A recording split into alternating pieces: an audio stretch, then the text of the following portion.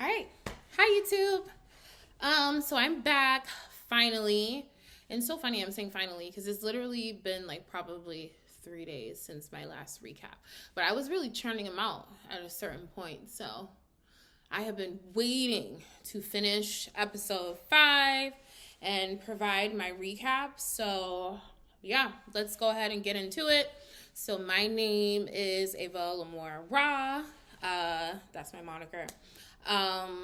I am watching Young, Famous, and African and doing recaps of the episodes. You can find out why I even started doing this in the very first recap I did. And so as to not belabor the point, we can go ahead and get started.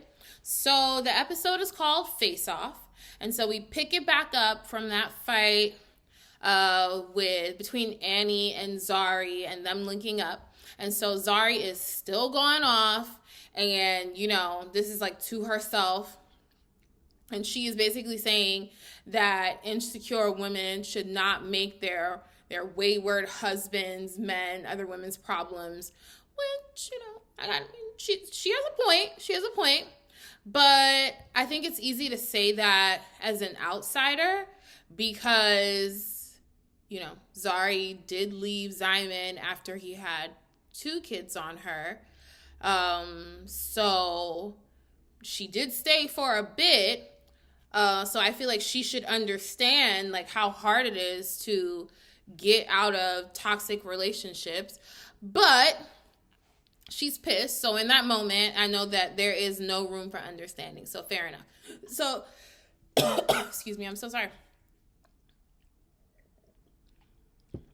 So she proceeds to send a voice note to Khanyi about how left the meeting went. And she's still going off in this voice note. And so she just basically says that Annie is an insecure bee who feels intimidated by a powerful woman because her man is cheating around with everyone. And she mocks Annie for saying she's married and Zari is not. And Zari's like, is that the ultimate goal, to be married? And she repeats that, you know, what she said in the last episode, that she doesn't need a man. Like, she doesn't need to secure a man. And I mean, I will be honest, I have to agree about people who make your marital status like their identity. And like, no, marriage is beautiful, so don't think that. But this idea that somehow someone is better than someone else because they're married, I really don't think it's fair. So, you know, my eyebrow did kind of raise when Annie was kind of making those like assertions, but you know. And so anyways,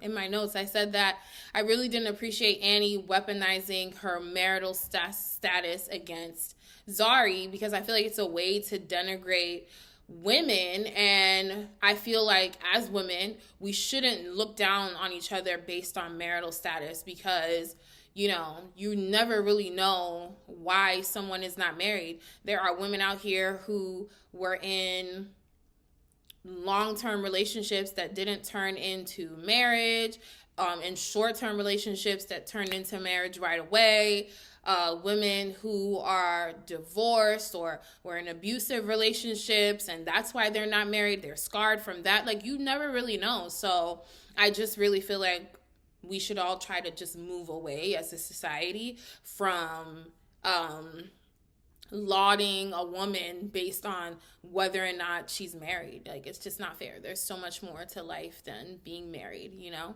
So, I mean, it's one thing to be like, oh my God, you know, you found your life partner who you love, but that's not usually the messaging that's behind this, like, I'm better than you because you're married. So, anyways, and I did say, because Annie is married, and despite the fact that she is married to Zari's not being married, I mean, you know, it doesn't really seem like the bed of roses that one would hope it would be, you know? So, yeah. That's all I'll say on that. So anyways, Nadia's back. We get to another scene. Nadia is back from her Mexican vacation with Vic, and she's meeting Khanyi at what looks like an aerial yoga studio. And like there's rings suspended from the ceiling. So I think that's what that is, but I wasn't 100% sure. But anyways, like there's scenes and shots. They cut to scenes and shots of Vic and Nadia on the beach, and she's just recounting their time in Mexico, and they were on a beach in an isolated Airbnb. So it just sounds super romantic, super sexy. And she literally said she was being fed D and food. So I was just like, this Nadia. Like, Nadia is always coming through with the one-liners. And she's kind of just like, I don't know, she's fun. She's young and fun. So I feel like she's always saying like fun stuff. So that was too much like. And so now Khanyi is updating Nadia on what she's missed. And so she's telling Nadia about Two-Face's surprise getaway for Annie to Sun City to propose to her. And so Khanyi drops the hot tea about how Zari took Tu Baba aside to tell him that his wife is insecure and how Annie was pissed. And Nadia is shocked, which I expected her to be shocked. And so Nadia asked the $1 million question that Annie wanted to know, and also that I wanted to know, how does Tu Baba know Zari? And it turns out that like they did a show or something together. So I'm just like, okay, all right. But it's just like, why was this a hard piece of information to like uncover? Like, why did we have to wait 3 episodes to figure out or find out what the connection was? Because I feel like from episode 2, when the Arabian Nights party happened and Annie was asking, like, you know, how do y'all know each other? And then even the tea party in the 3rd episode, it's like nobody said, oh, because they used to do a show together or they work together. So I just feel like that should have came up. But okay. And the thing is, though, I don't even know if it's come up like and I'm talking about on the show, like in front of Annie. So I'm just not really understanding that part of it, but okay. So anyways, now Nadia is basically sharing that her take is that Zari has a vendetta against Annie. And I'm just like, Nadia, really? That's your take? Because I don't see it that way. So I don't know. I thought that was an interesting conclusion, but okay. And so now Khanyi basically concludes their meetup with deciding to take Zari aside and have a one-on-one chat with her. And like, this is, I don't know if this is like, I don't know, there's just so many pulling aside and one-on-ones in this show. So that's interesting. That's something I observed. And I feel like, is that, because I've watched a lot of reality TV, especially when it comes to the housewives, and I don't think I have seen this many one-on-ones. But I will say there's something to be said for the fact that they are actively and consistently trying to mediate situations through one-on-one. So I like that aspect of it, but it's just interesting. So now we have the next scene, Zari meeting up with Khanyi to have lunch. And so, you know, as always, once Khanyi arrives to their lunch date and it's at like a beautifully decorated restaurant, Zari is instantly complimenting Khanyi on, you know, how sexy she looks in her suit because she's wearing a suit. And I just love Zari for this trait. And like, if you don't know, this is a Zari stan account.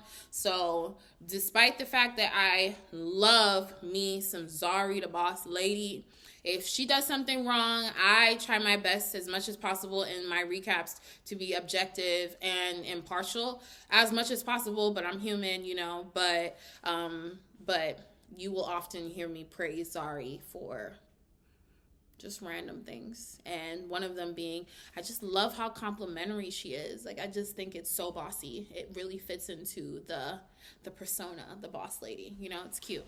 So anyways, so Khanyi is like, okay, Zari, like, what was that voice note? And basically, Zari said, you know, I showed up to drinks with Annie, and my intent was to be nice and friendly, and, you know, I went left, but I was like, Zari, let's be real. Like, I don't know about that, because that whole situation, y'all know how I felt about it. It was just like, I really didn't understand the whole pulling of the husband aside. If you want to know my thoughts on that, you can go back to my recap on episode 4. Was not a fan.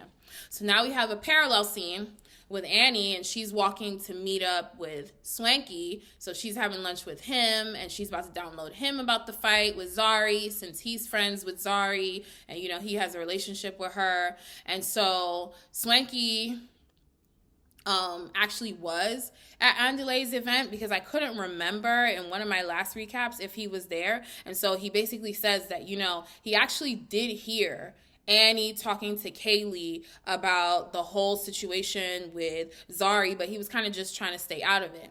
And I know this is another random detail, but Annie is wearing a crown in her confessional look, and I love it. Super cute. Like, I really loved it. So anyways, when Annie is downloading Swanky about the interaction with Zari, she says that it was okay.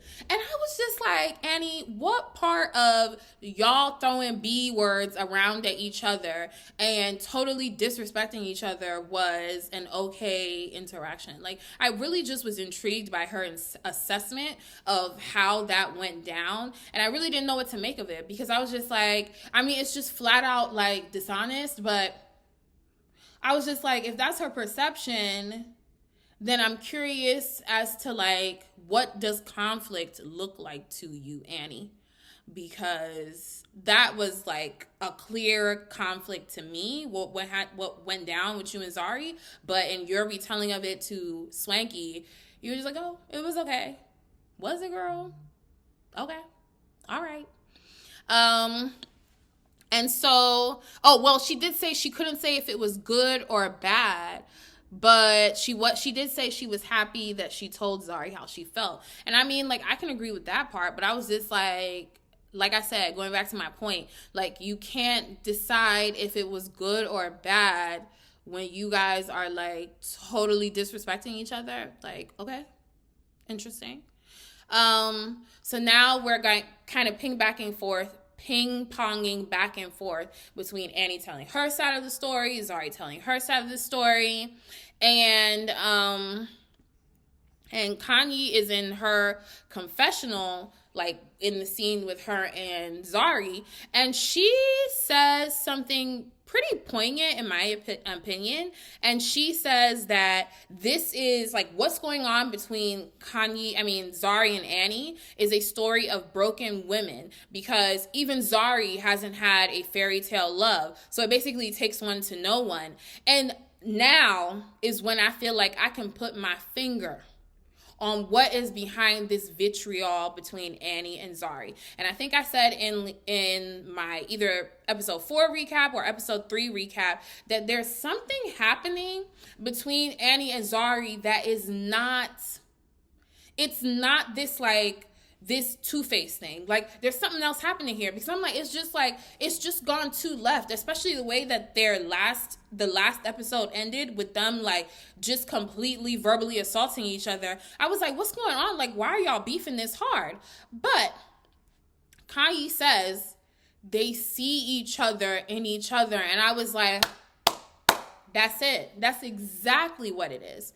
And I, like, you know, I feel like Khanyi is so perceptive, and it's something that I really enjoy about her,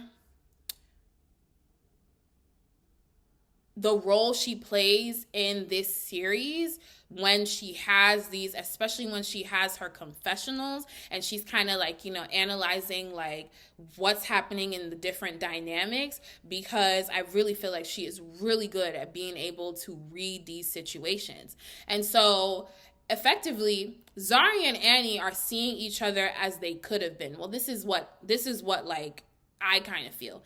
And I feel like if Annie had chose to leave Tubaba, because she is a boss, right? She starred in over 200 movies. She's an actress. She's built this career, this name for herself, and she says that proudly. She said that proudly in the first episode, I believe, when we first were introduced to her.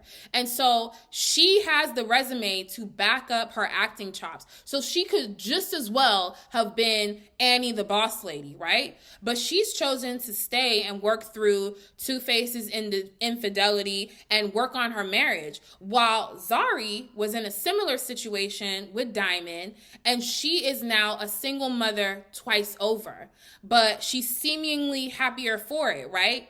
And I feel like that's the issue. I feel like these two women are seeing themselves in each other, but refusing to respect each other's respective decisions. And I feel like that's where they're clashing. Like, I really feel like they are, because I feel like, some of the comments that they make about each other are just they're kind of quiet. It's not like, when they were like calling each other bees and stuff, but the shade they throw at each other when they are like, in other companies. So when Swanky's with Annie or when Zari's with Khanyi, the shade they throw at each other is super nasty, in my opinion. And I'm just like, where is that coming from? Like, why do y'all dislike each other so much? But it all makes sense to me now. I feel like they both see each other as what they could have been had they chose to make different decisions. And so, yet again, Khanyi is being a needed voice of reason, and I love this side of her. But I will be honest, and I keep saying this, it always leaves me wondering, what is going on in your life, Khanyi? Because I love that she's always saving everyone else, but it just kind of makes me wonder, when are we going to see what you're going through, And I mean, you did give us your daughter in I think it was the first or the second episode. So, I mean, she gave us Kudzi, she gave us her daughter, but she's pretty much, and I mean, she did give us this, whatever is going on with her and Naked, but I don't know.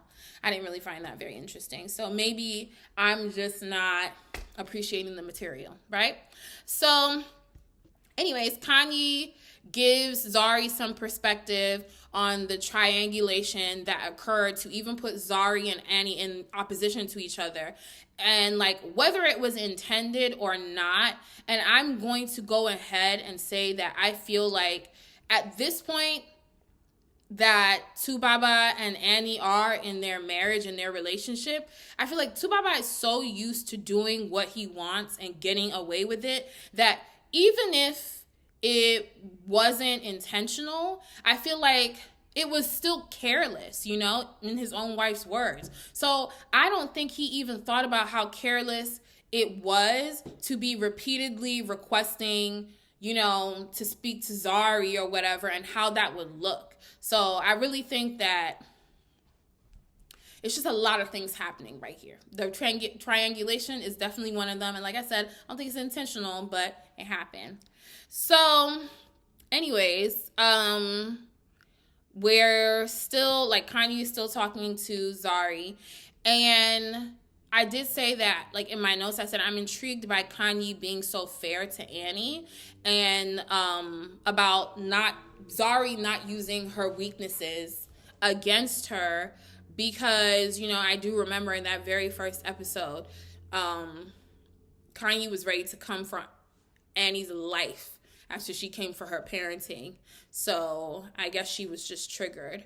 But, I appreciate the fact that Khanyi was able to give Zari that perspective and basically, in a friendly way, check her friend, which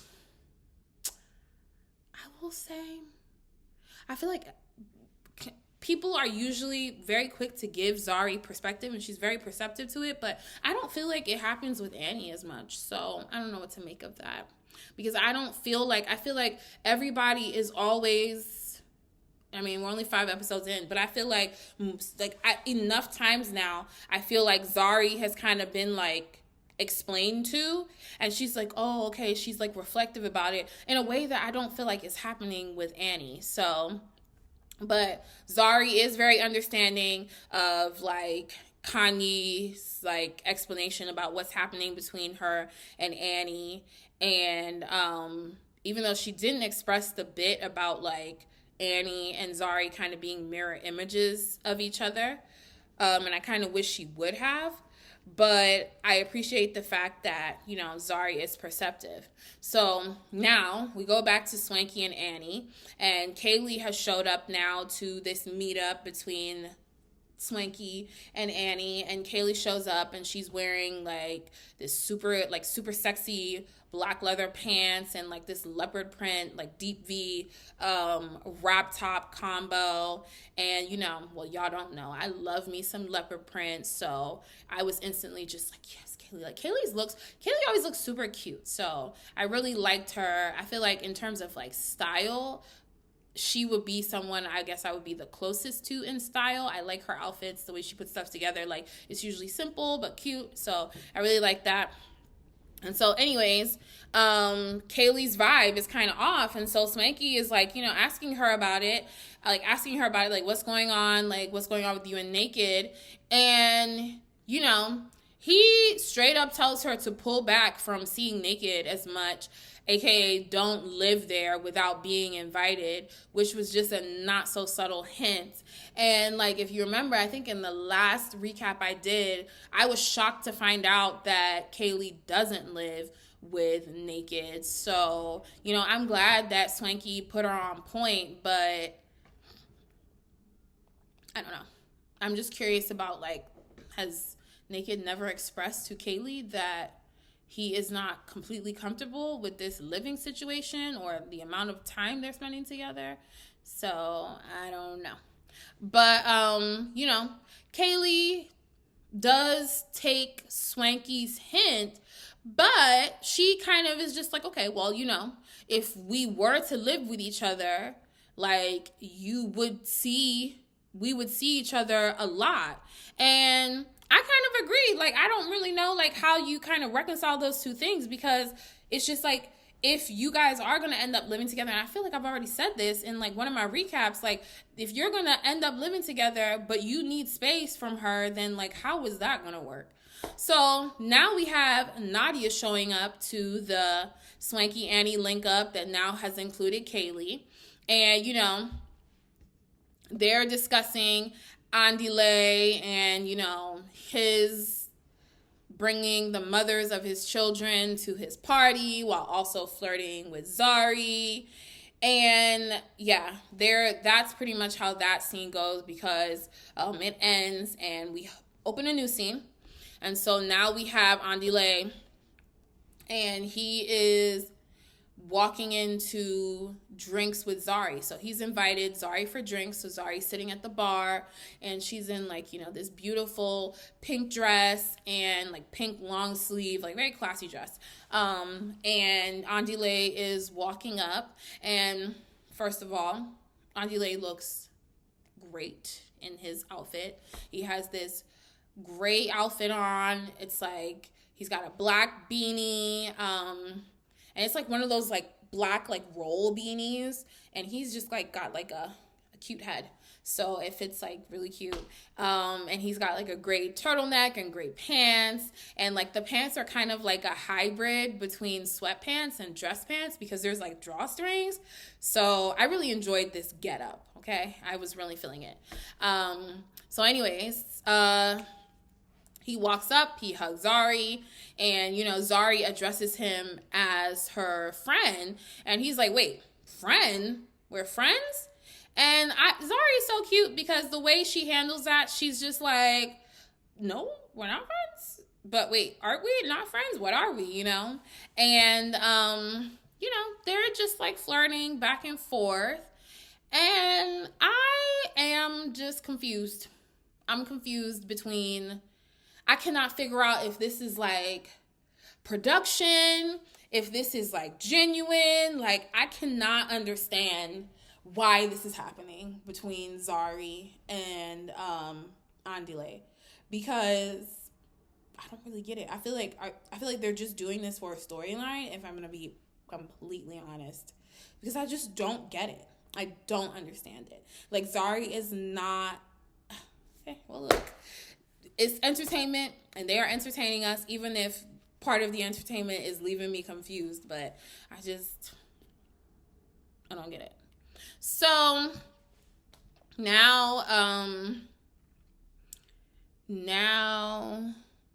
one second, I'm so sorry. Okay, so now we have a confessional scene with Khanyi, because we've moved away from like the confusing whatever is happening with Andile and Zari. And so Tubaba is in town. And so Khanyi is just talking about, looking forward to taking the opportunity to talk to him man to man. And I just feel like Khanyi is such a character for saying that.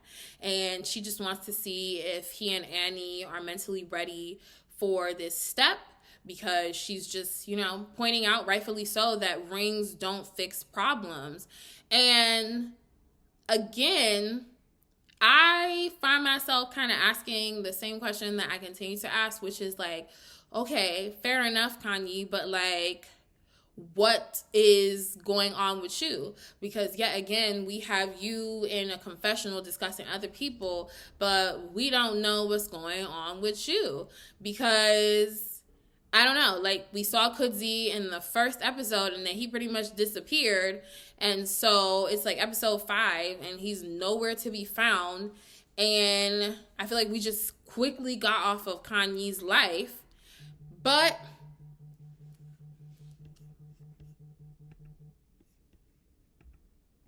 I'm so sorry. I just got a phone call. But it turns out I spoke too soon, because Khanyi, yet again, she outbests me in her emotional intelligence, because this confrontation between her and Tubaba, she actually set it up as a dinner with both Annie and Two-Face, and Kudzi is present. So I stand corrected. Kudzi is back, okay? So Khanyi is giving us some more of Kudzi. And so, going into this dinner, Two-Face is optimistic, and he is looking forward to sitting down for this double date with Khanyi and Kudzi, him and Annie.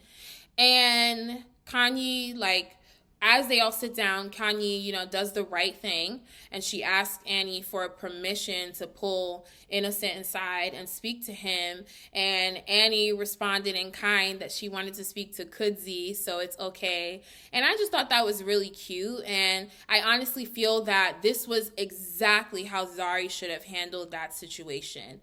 So, I just wish that's what she would have done, but she didn't. So, nonetheless, but she does say in her confessional that she only did that so she wouldn't be called to a lunch like her friend, which I thought was hilarious, because Annie really did read Zari for filth, okay? So Khanyi was like, not me.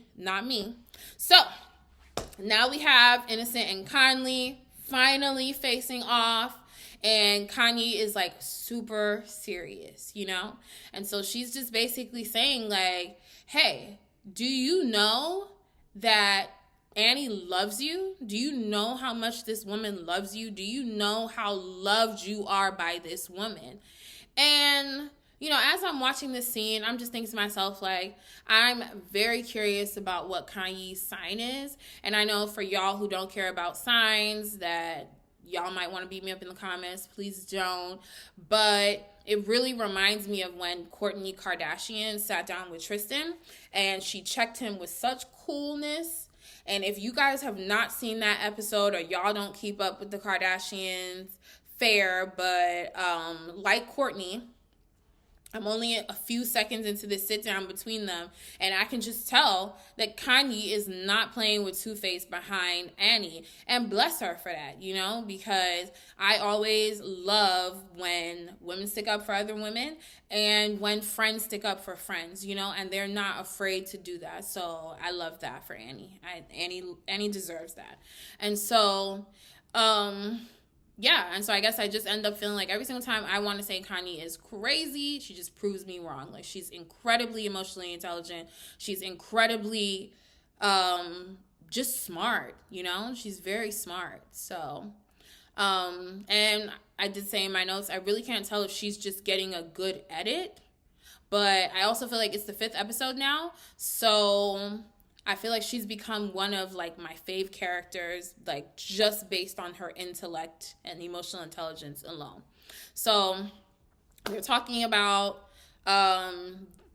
Annie and Two-Face's marriage, and Innocent acknowledges that Annie loves him a lot, but he does also say that she loves him too much, you know? And Khanyi is saying in her confessional that she doesn't feel like Innocent really is aware of how much Annie truly loves him. So now we're really getting to what her point is, like why she wanted to pull him aside.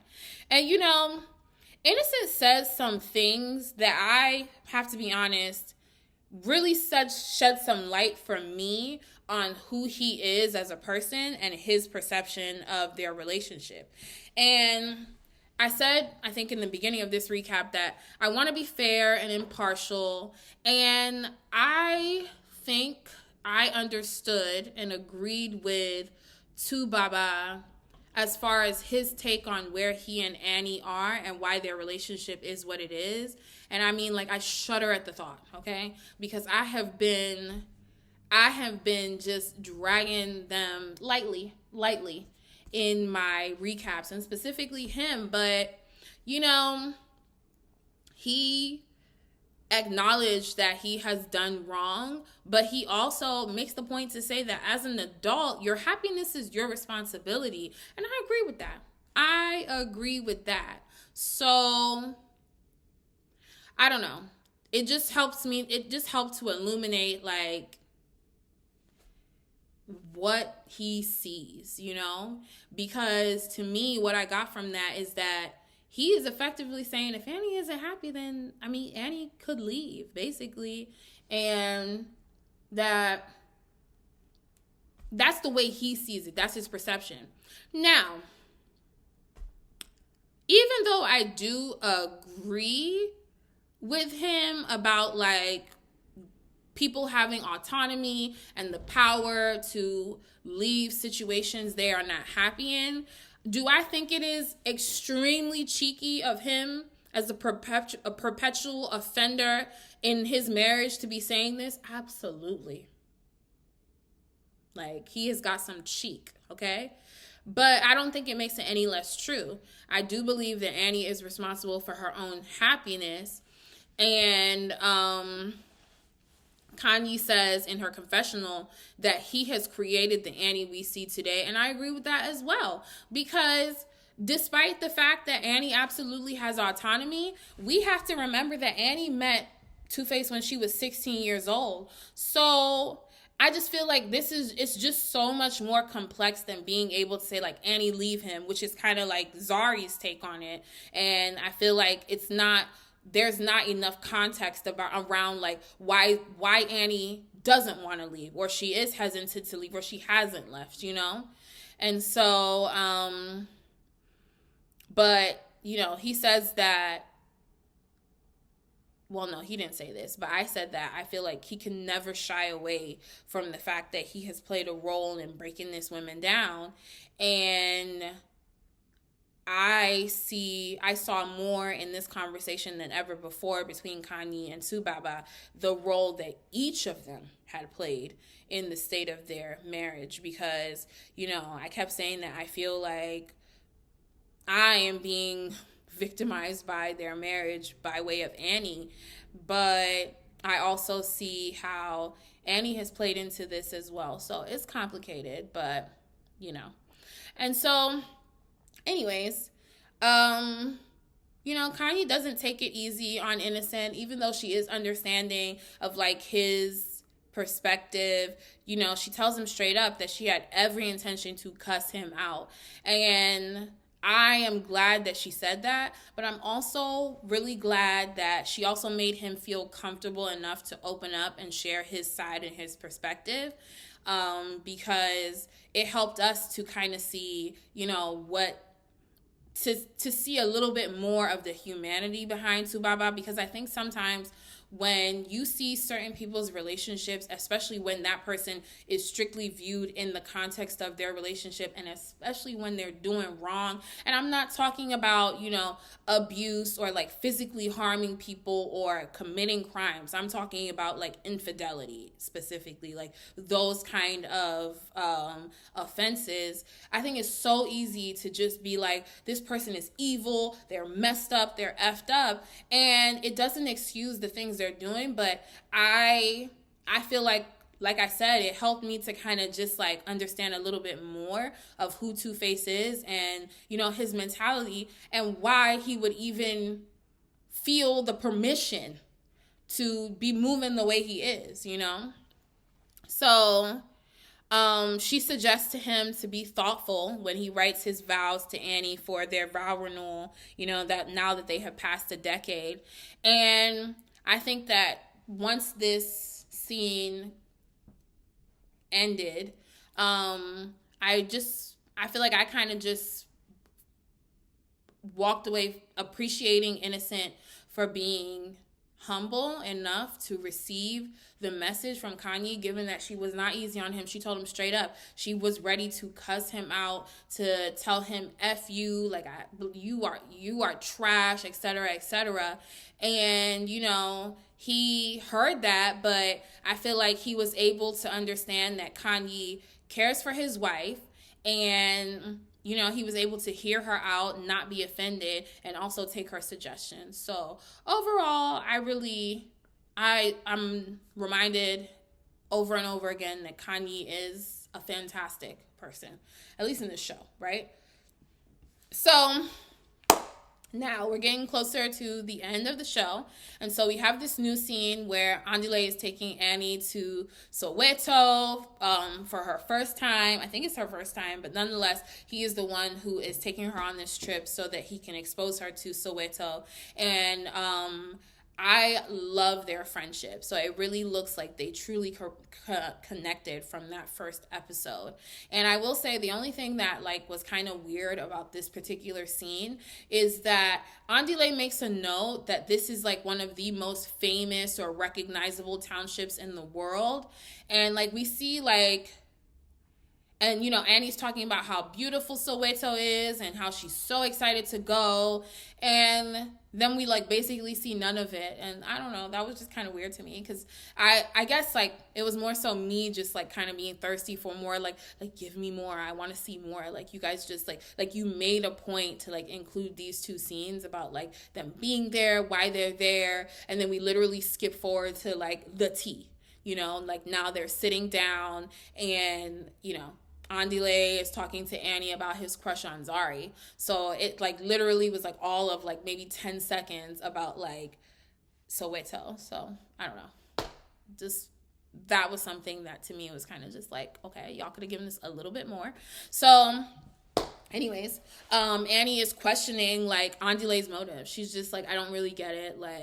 What is going on? You went out for drinks with Zari. Why? What is your goal? What is your motive? Diamond is your friend. This Diamond's baby mama. I'm trying not to say that. And anyways, she basically just advises Andile against this, especially because Zari has a man, which I'm reminded again that Zari does have a man, and she has said that, but which is just leads me back to being is this just for a storyline? And if so, it's just a weird and unnecessary, very forced storyline. Okay, that's my honest feelings. Okay, because it's just if Zari has a man, and what is this? But okay. So, anyways, in her advising Andile to not pursue Zari for multiple reasons, one of them is that he will be a father, Father Abraham, basically. He'll just have a ton of kids because she said that Zari likes to have babies. And this is what I'm talking about as far as the nasty shade they throw at each other. It is just extra catty, which I don't like because I kind of just feel what are you womb watching for, Annie? What was that statement? So if Zari has, I think, 5 children, and if she wanted to have another child, and her and Andile were going to have like a huge family, but they're not. You know what I mean? Like, what does that have to do with anything? But okay. And it was the way she said it, because I think she likes to have babies. Like, what do you mean by that, girl? What? Like, why is that shade? That was weird, but okay. So that scene ends, and now we are at an event. So Swanky is doing a cover reveal party for his GQ cover, which is like really exciting. So everybody's showing up in their best, because, you know, if Swanky, the best dressed man in Africa, is, well, I think in Andile's word, I think the best dressed man in the world is throwing a party. You know, you have to come dressed to the nines. So we have Kudzi and Khanyi showing up in like a really beautiful car. I think it was like a Lamborghini. I always tell y'all I don't know cars. So like that could be totally wrong, but it looked like what I think I have seen is a Lamborghini. We have Kaylee showing up. We have Nadia showing up, both looking beautiful. Who else has showed up? I didn't see Annie showed up, but Annie is there. So everybody is there. And then finally, the guest of honor shows up, Swanky. So he arrives fashionably late, as per usual. Since the very beginning, the first episode, Swanky arrives late. He is always showing up. To the events, like not to like, you know, these little one-on-ones, but when there's an event, Swanky shuts it down. And so,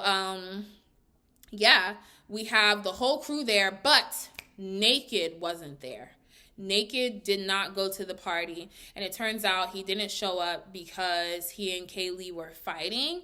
And, you know, I kind of made a note to myself that I feel like he kind of left Kaylee to field all the questions and take all the heat about their relationship. And to me, that was a red flag. Like, because I kind of just felt like in his confessional, he framed it as like he let Kaylee go to the event. But I was just like, kind of a cop-out, because Kaylee's going to go to the event and everybody's going to ask her about you guys and what's going on with you guys. So you let Kaylee take the heat, but okay. And then Zari wasn't there, notably because Swanky didn't invite her, because he wanted to avoid drama, which, I mean, I guess understandably so, because Annie is his best friend, so I do get it, but I was just like, dang, like, okay, Zari was not invited. So that event happens, Swanky does the cover reveal. It's a really great cover, like super happy for him, because he's just mentioning how, like, you know, all of this effort and like work that he has put into being a stylist has paid off, and, you know, I'm really happy for him. So congratulations, Swanky. So now we have a next scene between Nadia and Andile. And so Nadia is pulling up to meet up with Andile. And she says a phrase that I thought was so hilarious, because she says that Andile is grading her nipples because he's being a hypocrite, like talking to Zari. And like, this woman, she is always saying the funniest things to me. So yeah, I thought that was pretty hilarious. And I really liked Nadia's look in this scene, because she's wearing like, you know, she's always trendy. Nadia dresses like trendy to me. So yeah, she just looked cute. Like she had like an embellished jean jacket. Like it was embellished, I think, on like the right side. It was embellished on the right side. She had like a super cute nose ring and like some black, like chunky platform booties, ankle booties. So she just looked cute. So anyways, she is just questioning Andile about what's going on with him and Zari, and that she heard that there's some kissing and some touching and rubbing. And I was like, why does everyone think they were kissing? Like, what the heck? That is so random. Because we haven't seen them kiss, and Annie said the same thing when they were Soweto. She was just like, you know, I heard that tongues were being exchanged. It's like, what? Like, god damn. Like this telephone game they are playing about what's going on with Zari and Andile is a little dangerous, because Diamond has not been in any episode since, you know, he said goodbye to his kids. So, and I can't even remember what episode that was. I think that was in 3. So it's just like, imagine when he comes back, if he's back in 6 or 7 and the rumor is that Zari and Andile are kissing, like, I'm very curious to see how this particular narrative gets spun to him, but we'll see. And so anyways, Nadia just comes right out and says it. And she says she doesn't like Zari because she feels like she's shady. And I feel like we have 2 women who just don't like Zari. But I feel like I want to point out that both of these women do not like Zari behind men. Nadia liked Diamond and was cool until Zari showed up. Annie was happy at the Arabian Nights party until Two-Face wanted to chat with Zari. So it was at this same event that Zari caused the ruckus. And I just feel like it's not a coincidence. And then I also feel like both of these women are best friends with Andile, and they're both taking issue with Andile liking Zari. So I just feel like, okay, I don't know. And, Andile says that he feels like everyone is against Zari, and I agree. Because now you have Nadia, Annie, Swanky, who are all against Zari.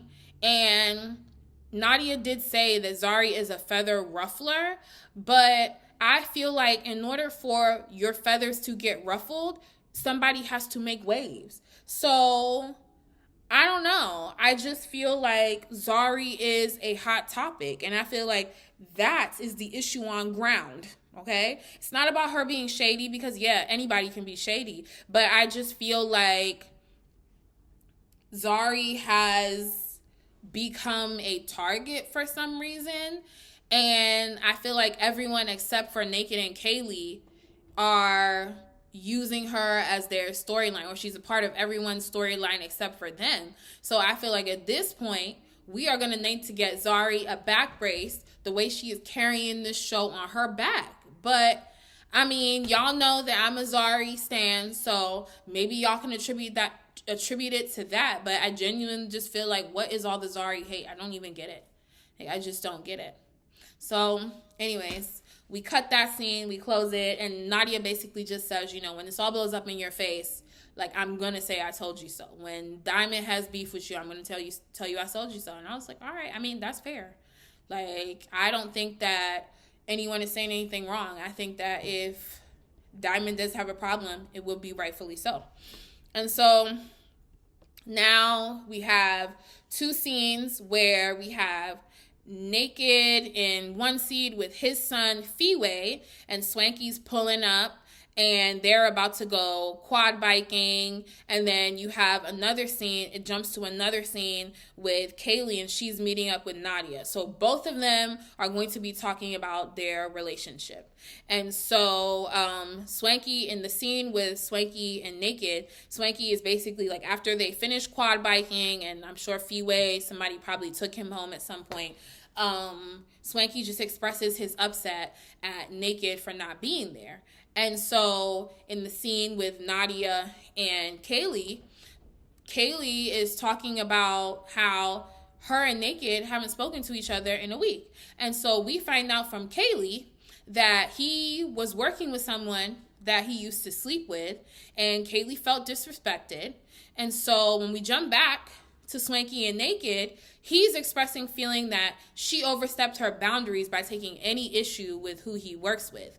But we find out from Kaylee that it wasn't just that he was, he got booked for a gig and somebody he used to sleep with happened to be there. It was Naked's event. So he chose to hire a woman that he had a previous sexual relationship with, but didn't tell Kaylee. And, we jump back to Naked, and he's basically saying that he just was so annoyed by Kaylee having a problem with it and him feeling like she overstepped her boundaries, so he walked away. And I said earlier that I felt like it was a red flag that Naked left Kaylee to do the explaining. And now we find out from Kaylee that he's been giving her the silent treatment for a week. So it's not that they're both not talking to each other. He's not talking to her. And so when we now go back to that first episode, and if you guys watch my first recap video, I said that it was kind of it was kind of jarring to me. Oh, what was that? How did I do that? Okay. It was kind of jarring to me that Kaylee seemed to be talking about her her future separate and apart from Naked. And now it just makes a lot more sense considering, she ends up closing that scene with Nadia saying that she only has one more chance left in her. And I just was just like, oh my God. Like, y'all are really struggling. But, I mean, they've been together for a year and a half, so I don't know if this is like a milestone in relationships that people hit where, after a year and a half and, there's so many theories and thoughts about relationships. So I don't know. But when we jump back to end the scene and we end with Naked and Swanky, I feel like Swanky is another person who does a really good job of offering perspective, because he asks Naked if every time he and Kaylee have a fight, if he plans to just walk away. And I think that's a great question, because because Naked looks at it as he's being the bigger person, and, I kind of disagree. And, he says that he advises Naked that he should try and reflect and see that most issues in relationships are at the bare minimum misunderstanding. And I really thought that was like good, sound advice to give to his friend. So we'll see how that plays out. So now we are getting close to the end of this episode. We only have a few scenes left. And so we have now Swanky inviting Zari out for tea. And, she's showing up and she's skeptical. And she comes in and she sits down. And so Swanky is basically like, laying it out there for her in terms of like how he feels and about like what she did to Annie. And I will say, I just thought it was really cute that while the waiter was like serving them, like when the waiter finished serving Zari, she made a point to say thank you very much, because Swanky was in the middle of talking to her, but I felt like she still took that time to pause and be appreciative. And I know, girl, we know you love Zari. Yes, I do. But I just thought that was so classy and so gracious. And, she looked cute too. So anyways, Swanky calls out Zari for being weird as far as how she handled like the Two-Face thing, like pulling him aside and calling Annie out. And I agree, it was weird, especially because like after that, Zari basically doubles down on her having a previous relationship with Two-Face. But yet again, between Annie and Zari, they have this weird shade they keep throwing at each other, because like you have Zari maintaining that she knew Two-Face before Annie, but it's like, girl, that's inconsequential because Annie is his wife. So like what, huh? And then, earlier you had Annie watching Zari's room, which is like, what is your business? With Zari having babies with her ex-husband and her ex-partner. So it's just weird, nasty shade that they keep throwing at each other. But Zari always steals my heart, okay? Because despite her doubling down, which Zari, I wish you wouldn't have, but look, she does say that she feels that this is a misunderstanding and that she is more than willing to meet with Annie and apologize for how she came off, which, I mean, look, like, I say I'm a Zari stan, and the proof is in the material, So Swanky's going to set it up. So we have these final two scenes. So the second to last scene now is Kaylee and Naked. So they're in couples therapy. And you know what? I got to give Khanyi her 10s for getting an African black man to go to therapy, even if she had to trick him. I'm sorry, not sorry, okay? Because I really love this for Naked. I love this for Kaylee. I think therapy, counseling is so valuable, so important. And I know that, what is that? Okay, maybe I need to stop gesticulating. But yeah, I think that is so good for relationships. And so I really love the fact that despite the fact that they were initially tricked into it, that they have continued to do it, and that Naked is actively participating. Like, I really, really love that for him. I love that for Kaylee. I love that for them both. So, I'm happy to see these scenes. So Naked is honest about ignoring Kaylee, which I do appreciate. He doesn't try to lie to the therapist. And I love Kaylee for standing up for herself and saying that she will never understand why someone would not speak to her for 9 days. And, I like the fact that she called that out. Now, in his confessional, Naked said that it was a break, and in a break, they don't speak. But the issue I have with that is that a break is a mutually agreed upon arrangement. And it looks like Kaylee was just left in the dark, which isn't fair. That's not fair. So, Kaylee is just expressing that she is hurt, rightfully so. And, the therapy session kind of gets intense because she just feels like she has no more chances left in her, as she expressed to Nadia. And, Naked looks shook. He admits that this is like, when he hears things like this is when he fears losing her.